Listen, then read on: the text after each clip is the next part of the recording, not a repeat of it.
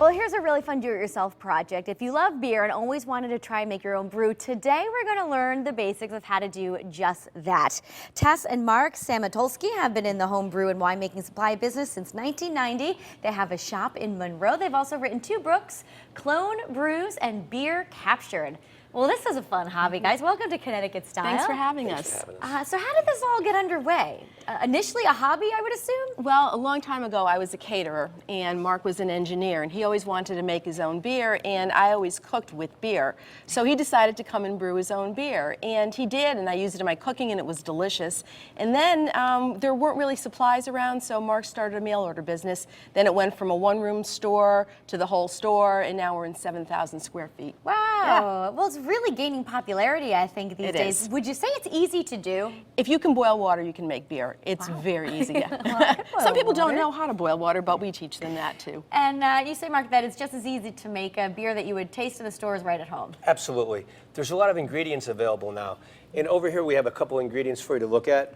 There's a lot of different grains available now, and the same grains available for the brewery is available for the home brewer. We get them from the same warehouses and the same fields. So over here we have a pale malt, which is the basic ingredient for all beer.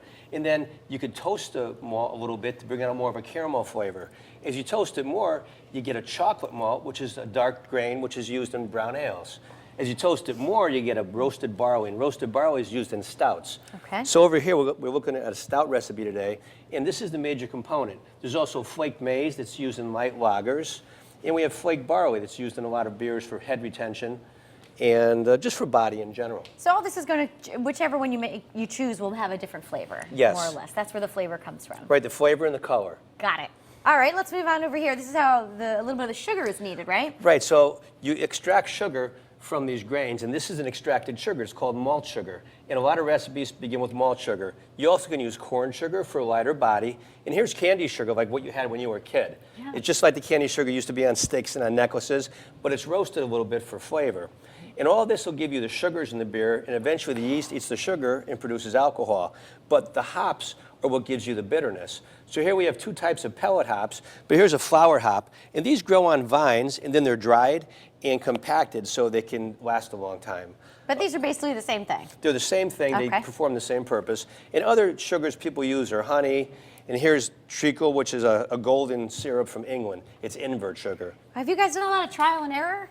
Some different definitely. flavors, a lot of tasting, I would assume? We had to, because we would clone beers, so we would taste the beers, and then Mark formulated a program for it, put it in the computer, generated a recipe, and then I would brew the beer, and then when it was finished, we would tweak it against the commercial. Sure. So it's a lot of beer. Fun. All right, so work me through the process here. Here you go. So for our books, what happened was a lot of people were trying to make beers and just not having the right recipes. We want you to make a good beer, a great beer the first time. And the recipes are in here? Right, and with a good recipe and great ingredients, you can make a great beer. So here we have a recipe for an imperial stout. So all the grains you see here, we've measured out in certain quantities in the bag. And then there's bittering hops. When you throw hops in for 60 minutes, it gives a bitterness to the beer. Okay. So that, because it balances off the malt. And then we have aroma hops and flavor hops. And when you throw hops in for the last 15 minutes of a boil, you taste, that's what you taste. And when you throw hops in for the last minute or 2 of the boil, that's what you smell, that's the aroma. So every beer has a grain for color and flavor, bittering hops, flavor hops, and aroma hops, and here's all the sugar you put in to give the beer alcohol. Got it. All right, so obviously there's a process of cooking this. Yes. Right, so what you're going to do is you're going to steep your grains in water for about half an hour. Then you're going to strain the grains into your brew pot, and you're going to sparge them, and all that means is rinsing them, so you're going to get the flavor and the color out of the grains. You're going to put your malt in, because the yeast, which is this over here, and I activated this, so it's starting to activate, and it's going to look like that. Oh, really? It expands And if there. you listen to it, you can hear it. There's CO2.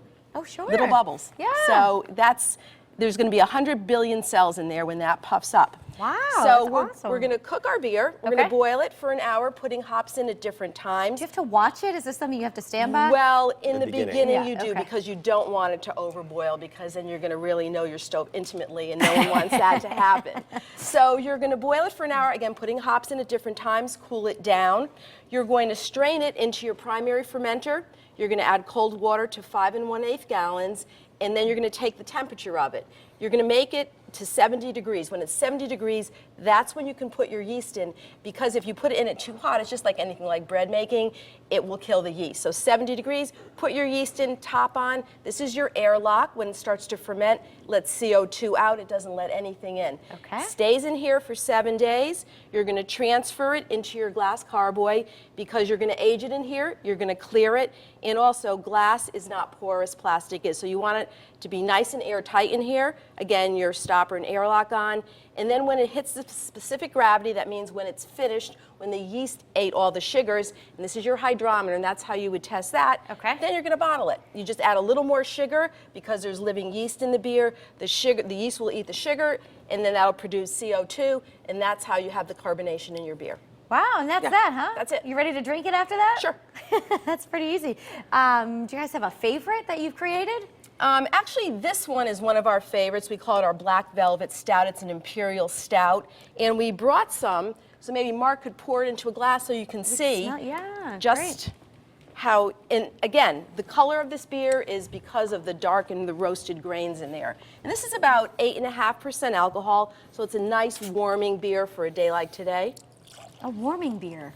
That sounds like fun. It is. You could see, wow. As you see the dark head comes from the dark grains we used. Since we used some roasted barley and chocolate malt, the head is dark. And the beer, of course, is dark as well. Could I say it resembles a Guinness? Would that be fair to say? Sure. I mean, I'm not an expert. It's a similar style. But in this beer, we actually put a little bit of espresso. Oh. There's a movement around now to put different things in stouts. And we put espresso in some. We've put raspberries and chocolate and others. Wow, and it just treats the beer a little different. And do you taste it? I mean, you could probably get a hint of it, right? Sure, you just want a hint. You don't want it to overpower the beer. But you want it to be a beer first and then a hint of the flavor. So if you're making, let's say, a watermelon beer, which we make every summer, we want it to be a beer first with just a hint of watermelon. We don't want it to be like a soda and sweet, just a hint. And that's the nuance of the beer. That's what you want. That makes sense. I bet you guys throw some fun parties, though, in the we summer, do. We have a right? blast. Talk to me a little bit more about the book. So we have about 30 seconds left, but people can find a beer that they like. You might have a recipe for it. Right. What we've done is we've developed styles. We make all the beers to styles. And a lot of the recipes in these books aren't made anymore. Like Beamish Stout isn't made anymore, but we still have it in our book. Because as big breweries take over little breweries, they stop making some of the beers. So here we have all the different styles, from light lagers to Belgian beers to stouts to barley wines. We give you how you can make them, the directions, how long you can age them for, when they taste best. We also tell you how to treat your water, because different brewing regions have different water. All right, we'll pick up the books and we'll get all the directions. This was a lot of fun. Thank you both for being here. Thank you so much. And I know you have an upcoming class that's happening tonight, How to Homebrew class. It's happening at the Howard Whitmore Memorial Library in Naugatuck, and on Saturday at the location Maltose Express in Monroe, right at your store. We do a lot of free classes at our store. Very good. Thanks so much for being here and brewing for us. And stay with us. More Connecticut Style after the break. We'll be right back.